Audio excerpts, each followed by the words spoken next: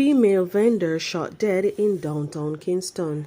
Students traveling to school on bike killed in Westmoreland crash.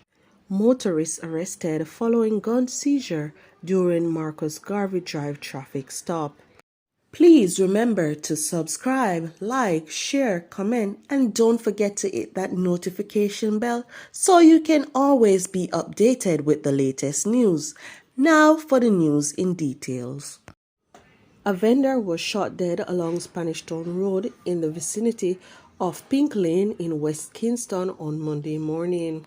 The vendor, who has so far only been identified as Apple, was shot in the face by an armed assailant about 11:20 a.m. as she sat by her stall. Initial reports are that explosion was heard in the vicinity of Apple's stall and her body was found leaned back in a chair with a bullet wound to the face. More details to come following further investigations. Two teens were on Tuesday morning killed in a fiery crash in Petersfield, Westmoreland, while on their way to school. They were both students at Petersfield High School in the parish. The victims, 16-year-old Ajani Robinson and 14-year-old Zachary McIntyre, are both from Darliston in Westmoreland. Reports are that they were riding on a bike to school when they collided with another vehicle.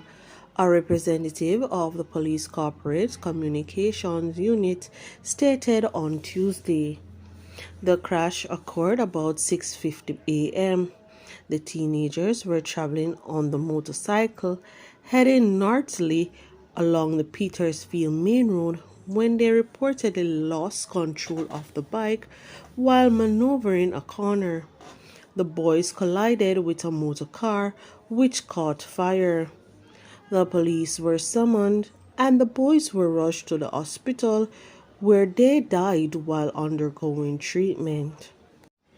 The police on Monday arrested a man following the seizure of a gun during a traffic stop along Marcus Garvey Drive in St. Andrew.